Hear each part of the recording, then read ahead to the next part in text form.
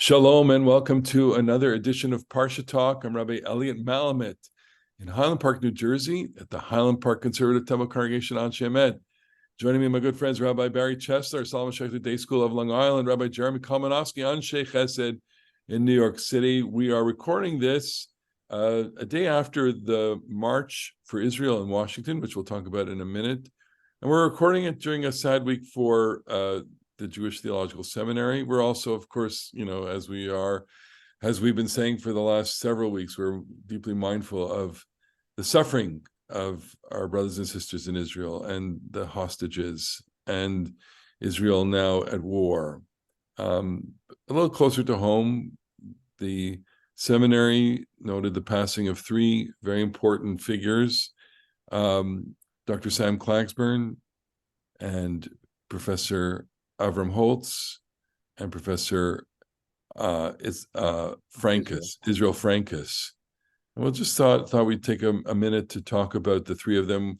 The three of us encountered all of them during our time at the seminary, and these individuals lived well into their 90s, and they have a tremendous legacy. And they've all shaped generations of students, rabbis, other scholars. And we thought we'd give them, of course, a little bit of remembrance. Barry, I'll start with you and just think about them.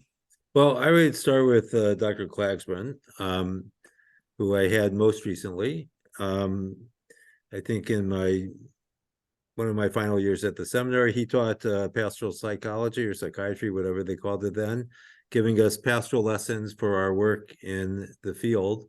And one of the things I remember very clearly him saying is that there were two kinds of patients that he would see. One was the person that had suffered tragedy periodically through life.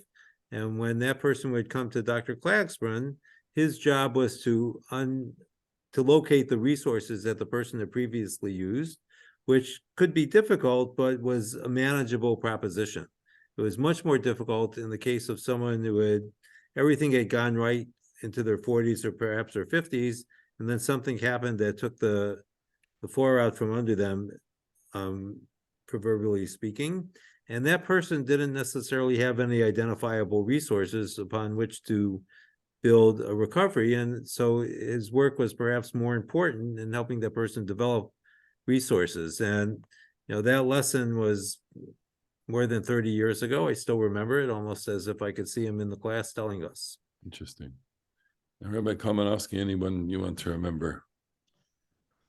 Well, I actually I had a nice relationship with both Professor Holtz and Professor Frankus, although I wasn't in a classroom with either of them.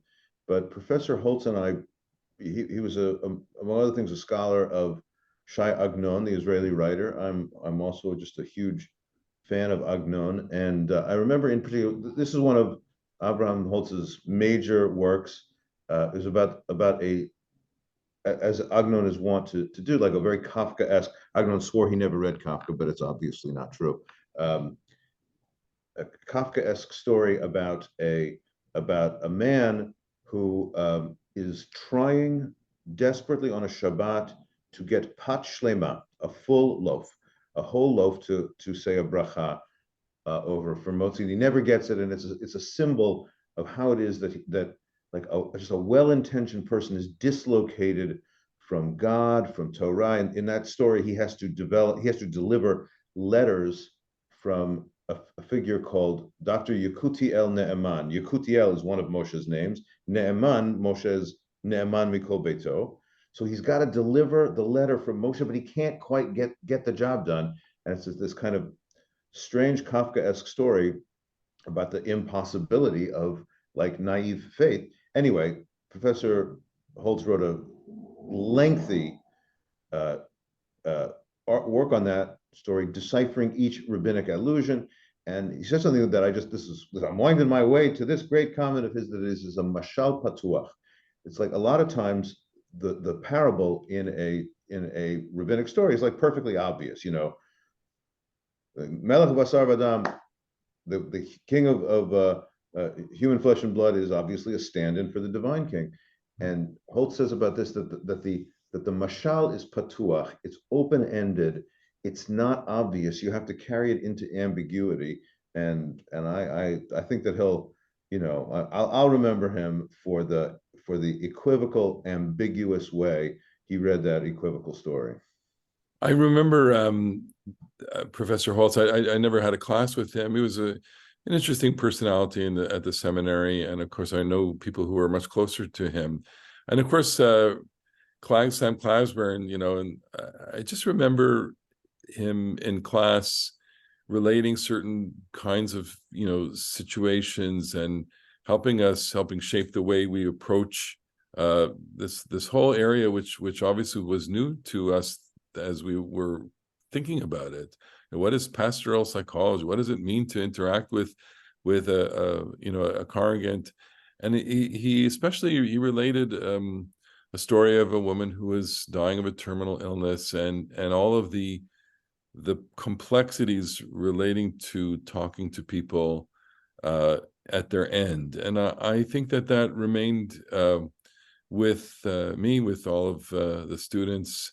These approaching these moments with a degree of sensitivity that I think we need to have, an empathy. I thought he was very thoughtful, had a sense of humor, and was accessible. And then Professor Frankus, an interesting life, a survivor of the Holocaust as a young boy, came to America and became a great scholar, and but humble. And of course, my own memories of him, not only in the classroom but at Minyan.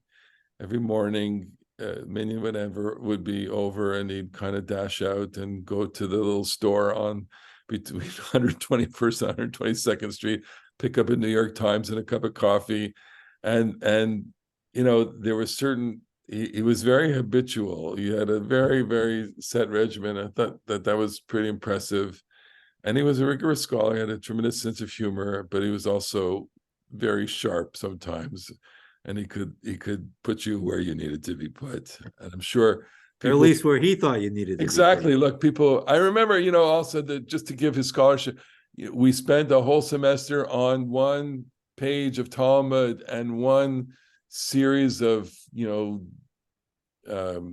manuscripts and different versions of a certain thing that had all sorts of implications in terms of the development of halakha. It was fascinating, and it was a world. He lived in that world. He lived in the world of Talmud. He lived in the world of the commentaries, the medieval commentaries, and that was alive to him. They were people that he talked to. So we remember them. Yehi Zichram Baruch. May their memories be a blessing, and the inspiration that they gave to generations of scholars, may that live on as well. We are also a day after the rally in Washington, and it behooves us as three guys who were there, but we didn't get to see each other. We were texting, and your phone died. There was no service there. There were 300,000 people there, 200, whatever the number is. It definitely was, a lot of people. And I was somewhere opposite the Smithsonian. Jeremy, you were somewhere, wherever. I don't know where I was, but yeah. And I spoke to a friend who got closer. David Rosen got closer. He said, I was closer to the other jumbotron. You were closer to a different jumbotron. Exactly. I was close to one on the other side. And Barry, you were with the I was pretty close to the front. Couldn't quite see the stage, but we were very close. We got there, I think, about 10:30 for the youth program at 11. And it was amazing to me how quickly the mall filled in. And you forget when you're standing there how hard it is to see how far back. I mean, you can see, of course, the Washington Monument, but most people are not quite that tall. And so people were doing all sorts of funny things to get pictures of the vastness of the crowd. And it was really an impressive sight. But because there's an alum of Solomon Schechter Day School, Long Island, Barry, who is held as a hostage, do you have anything to say about, like, everything hits home to all of us, and some of us have one degree of separation or 2 degrees of separation. We have a cousin who, whatever, but all of your kids are probably many of your kids at that. Right. Well, many unique people connection. had special T-shirts for Omer, instructing the powers that be to bring him home, to send him home, so that he could be reunited with his family. And his mother, Orna Nutra, spoke quite powerfully. Unfortunately, I've had occasion to hear her speak more than once, but she delivers a very important and focused message, and I think one that resonates with a lot of people. And I have to say, so we had 2 buses of people from our school, and of course, other members of our community went with their synagogue. So there's a good representation from the school, but it's very special when you actually know one of the people who's speaking. We're used to public figures from whom most of us do not have close connections, but here was someone that we've known for years. It was something to see Natan Sharansky because it touches another moment in Jewish history, and that is to say, American Jewish history, where I think the number is 250,000 gathered together in 1987 for a similar rally. I want to share just one thought with everyone, and which is that, so here we had 300,000 people, which is what, 4 or 5% of the Jewish population in America, let's say. I mean, it's more than 1, less than 10. It's, Jews from all over the country came, signage from all over the country, and this is what the Jewish people looks like. And I get, it's my moment. I get a little goose flesh thinking, we were in the moment where we could touch peoplehood. And, as we all know, there are speakers that are more passionate, speakers that are more effective, they get scored by everybody, and our own scores and all of that. And we all have our favorite moments, of course. But what I'm going away with, this is now a day after, in addition to fatigue, is wow. It was something to be there with 300,000 Jews. It's, to think about it, to think that here is, a pulse of the American Jewish community, a pulse of, some things. It's like we're trying to coalesce and trying to condense a certain kind of energy core here in a moment where everybody's they were saying 3 things, and I think there was clarity on the message: supporting Israel, the idea of bringing home the hostages, and anti-Semitism, and to not see that all 3 of these are related now, and that all of 3 are vital. They're vital to our survival. They're vital to this moment, and that's why I think this rally, I think, is going to be by sheer numbers, it's already a historic moment, but it will go down in the same sentence as the previous rally. That So I think it's very important to stand up and be counted. Yeah. I would have preferred to be able to sit for part of it, though. But I think what you said is exactly correct, because this was a kind of a once in a lifetime moment, and you had to decide whether to go or not. And I happened to run into a classmate of mine at JTS, who I probably haven't seen in 30 years, who came from California with his school, and they flew in that day, were flying out at 3 o'clock or so in the afternoon. And that was very impressive, that someone would interrupt, in his case, his life and that of his students, to be someplace for a couple of hours. That's how important an event it was. Yeah. No, I feel, first of all, I'm very glad to stand up and be counted, and I am always the person who's going to say, when people say now is the time, to rally the flag, and now's not the time for nuance, I'm never going to be that person. I'm always going to be the person who thinks that nuance and subtlety is an indispensable part of the conversation, and rallies are not good for that. Rallies are not, that's not what it's about. So I do not mind for a second that it's kind of a crude, with us or against us kind of thing. I think it was called for. And I think we're also standing at a moment here in late 2023 when there's just there remains a wide variety among loyal Jews about their attitudes towards the war, their attitudes towards Israel, their attitude towards the policies of a ceasefire or humanitarian pause or continue. There's going to be a lot of different views. I saw some shirts and some signs that I thought were repulsive, and that I found very uncomfortable. I don't mind. Yesterday was fine because that's what it was about, but I didn't like seeing the Kahana t-shirts which I saw. I didn't like seeing this. There was one guy with a t-shirt that says Nekama, vengeance. I didn't like seeing that. And I've had a number of conversations with younger people in my kahal who either they are no longer struggling to find their loyalty to the state of Israel, or they're struggling mightily. Some of them have given up on that one. And as we talked before we started recording, it's not easy to see the enormous suffering of the Palestinian people, especially Palestinian children. And I would hope, and Deborah Messing said this, the cousin of the person who spoke between Orna Nutra and Rachel Goldberg, I forget her name. She was the cousin of some hostages. She said, huh? Wasn't it? Her last name is Zaychik. Zaychik. I thought she spoke beautifully and said, you don't have to choose between, in fact, you shouldn't choose between, valuing some lives and other lives, but this is unambiguous. Hostages, we all know in New York, or maybe it was where you guys live too, the Free the Hostage posters are getting torn down by people who, and somebody put up a sign, a very good sign. There's an empty storefront where there's lots of kidnap posters. Posters come down. They put up new posters. The posters come down. Somebody put up a sign that says, tearing down the posters of kidnap victims does not make you pro-Palestinian. It just makes you an inhuman idiot. And I thought that's exactly right. Well, I put a sign on my lawn that I stand with Israel got stolen. So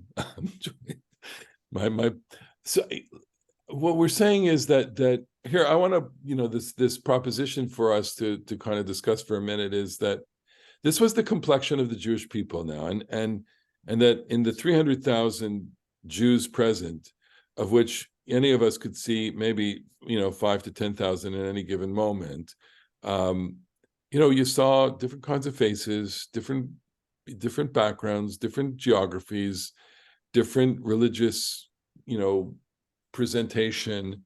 This is what we look like, and there even was a shirt that said, "This is what a Zionist looks like."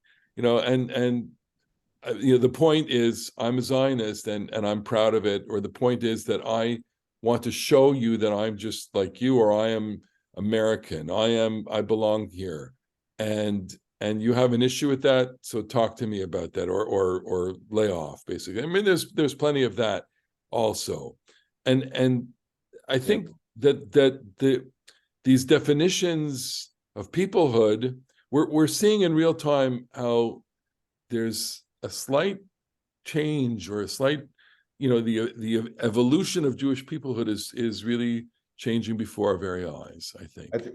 One of the things that I noticed,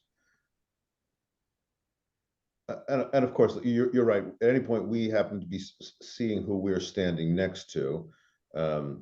Barry, I was there with my daughter-in-law, who was an alum of your school, and she and Ira and Sherry, my mechutanim, came over also, and they had the Omer Nutra t-shirts. I was also standing next to Benos Yisroel of Baltimore, these yeshiva girls with the skirts to the floor and sleeves, and I thought, I'm going to guess that in previous iterations,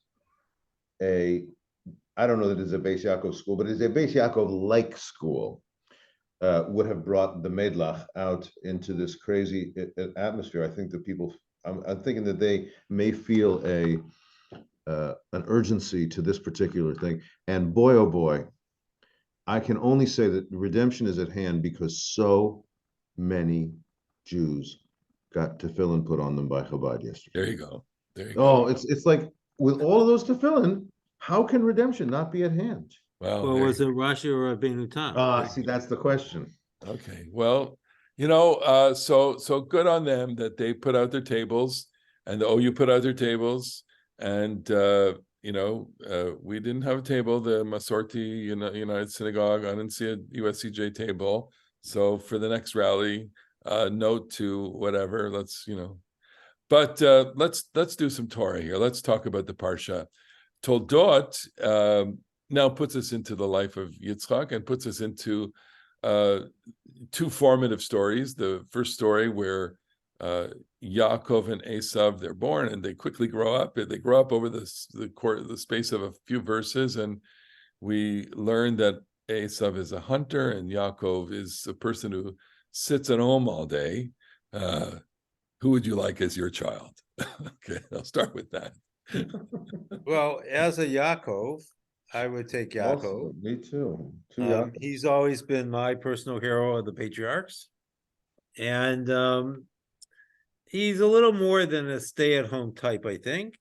I see him more as a contemplative person. And I had my various interactions with sports, both organized and disorganized. But I see myself more as a contemplative home dweller, especially as I get older, than a man of action who lives in the field. Mm-hmm. But I want to draw our attention to the very first verse, because I think what the Parsha is really about is identity formation and how we see ourselves and how we see others. And it's very easy, both in this Parsha and in the Torah, to gloss over Isaac pretty quickly. So the first verse says, Ve'ela Toldot Yitzchak ben Avraham, Avraham holida Yitzchak. These are the generations of Yitzchak, the son of Abraham. Abraham sired Yitzchak. And Rashi asks the question, of course, why does the Torah have to repeat after it described Isaac as the son of Abraham, that Abraham was the father of Isaac? And you remember from the previous story, when Isaac was, when Abraham was involved, and there are two stories of this with Paro and Avimelech, that the scoffers, whom Jews even back then seemed to attract, were denigrating Sarah for having slept with someone not her husband. And the response, the divine response, was for Isaac to look exactly like Abraham. And when we think of the psychology of Isaac, one wonders how this midrash speaks to that, because it cannot necessarily be entirely helpful to look exactly like your father. It doesn't necessarily leave room for growth. So already at the beginning, even before we get to the Akedah, at least in the midrashic mind, Isaac is somewhat handicapped. So it does prompt a whole discussion of how differentiated we are from our fathers. We are three men here. We've been criticized for being that on this podcast. We can't help it. Okay.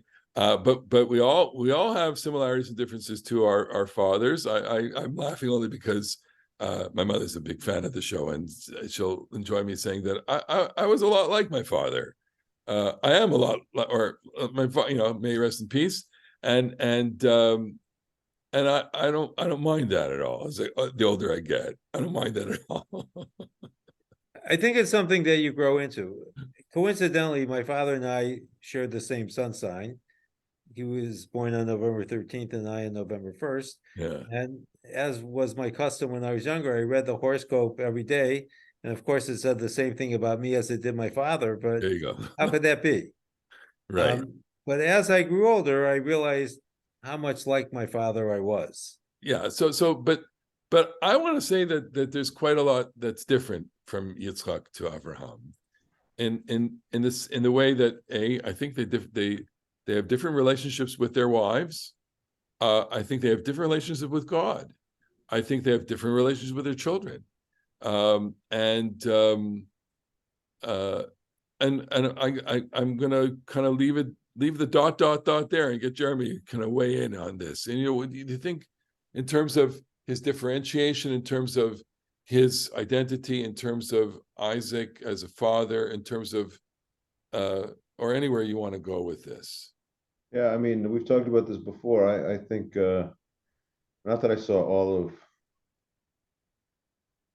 Succession, but he's like he's like one of those Roy children who can't ever get the approval. I mean, listen, my favorite of the ancestral figures is Rebecca. I think she's just an amazingly powerful figure, and I think that the passivity, the relative passivity. I mean, you don't have to be mean to poor Isaac. He's the if each of the ancestral figures has to make the hero's journey, has to leave the land, has to return to the land. Um, that happens to Abraham, happens to Jacob, it happens to Rebecca. It does not happen to Isaac. I think that is at some level the Torah's conveying that he's not up to the hero's journey. And there are good things about him. I'm not busting on Yitzchak Avinu. I think that the blessings that he gives are poetic, just poetically lovely. But I think, I think that aside from whatever trauma the Akedah left him with, which would be perfectly understandable under any sort of circumstances, he's not the guy who God said, let's make a brit. And he's not the outsized personality that is his son. He's a blind guy who likes roasted antelope. Let me just explore for a second, okay? So he is 37 years old when his mother dies because she's 127 and he was 90 at the age of 90. So he's 37 years old. He's 40 when he marries Rebecca, and we learn at the last week's parsha that he was comforted in that marriage, whatever that means. No, at the end of this parsha. At the end of last week's parsha, sorry, that when he married Rebecca, right. Okay, Right. and then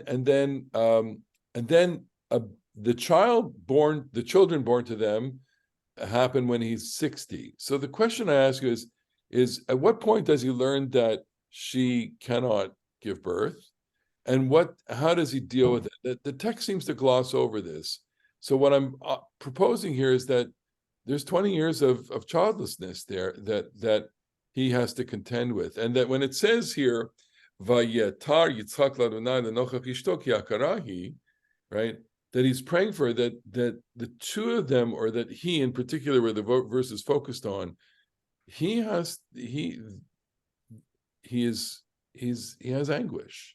There's anguish in childlessness for 20 years, and then he prays, and then it tells us, okay, finally she has pregnancy, and a pregnancy that is quite difficult. One of the things I love about Rebecca in that passage, first of all, I want to reinforce and agree with Barry's comment about the identity formation. She gets pregnant, and she has Vayitro tzitzu habanim b'kirba. The two children struggle in her womb, and they make a little play that they were ratzim, they were running, that when they would walk by avodah zarah, they'd walk by some idolatrous terrible thing. Esav mefarkes latzet. He spastically tries to get out, and then when they would walk by the yeshiva of Shem and Eber, the mythic study house, then Yaakov mefarkes latzet. He would try to get out, because they just had this magnetic pull to badness or goodness or stupidity or wisdom, which of course doesn't really, it doesn't entirely sit right with. Well, that's because they're kicking. That's why it doesn't sit right. It doesn't sit right with people to think that like Esau was just destined for rottenness and Yaakov just destined for greatness. But I do think that we do see that that people and by the way, and I love this about Rebecca, Vatelech lidroshet Adonai. She goes, she's not a passive character at all. It is true that Isaac has to pray on her behalf. Why couldn't she pray on her own behalf? But she inquires to have her own independent oracle from God, which I just think is like in many ways you could say the Bible's women, they have power, they have sort of subtle power, they have between the lines power, they can manipulate. Rebecca is just straight up she's a matriarch to go with all the patriarchs. She's in charge, she's wise, she's directed, she's a true heroine. Well, So in order to leave, she's got to, break a boundary also. She's got to go outside of her home. And, there was a beautiful Rashi on this, which is she goes to speak to Avraham, right? That Avraham is still alive at the time and has, he is wise. And she speaks to him. And of course, there are others who say, no, she went to speak to an oracle or went to speak to a prophet. And whoever that could have been, Barry. So I wanted to say, I guess, two things in defense of Yitzchak. And in a way, what the Parsha this week suggests is that Yitzchak makes up for perhaps a failing in Abraham. When Abraham experienced the famine in Canaan, he did not think anything of leaving the land that God had promised him to go to Egypt, which, as we know, is not the promised land. When the famine recurs during Isaac's life, God speaks to Isaac to make sure that he doesn't leave the land. Now, we could see this as a kind of passive approach, perhaps, that Isaac doesn't act for himself. He only follows God's command. But on the other hand, it's important that one patriarch remain eternally attached to the land. And I think that's a zechut, a merit of Isaac, that he is that patriarch. The other thing I would say is drawing attention to the praying on behalf of Rebecca, also in Rashi, is this idea that God answered Isaac's prayer before Rebecca's prayer because Isaac was the son of a tzaddik. So in this way, because he was like his father Abraham, at least according to one midrashic reading, his prayer was answered because Rebecca suffered from being a righteous person, but the daughter of someone perceived to be a wicked person. Wicked person, interesting.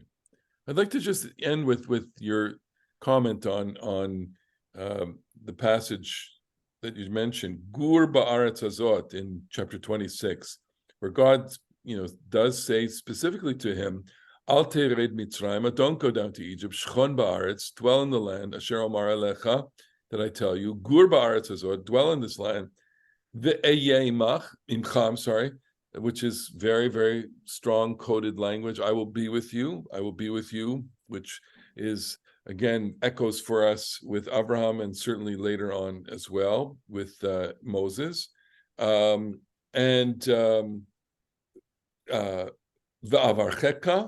ki lecha l'zarcha eten et kol ha'artzot ha'el, I will bless you because I'm giving you all these lands. V'akimoti ad hashvuah shenishbati l'Avraham avicha, I will uphold the oath that I made to your father. So here it's being declared, you're going to stay in the land because the land was promised to your father.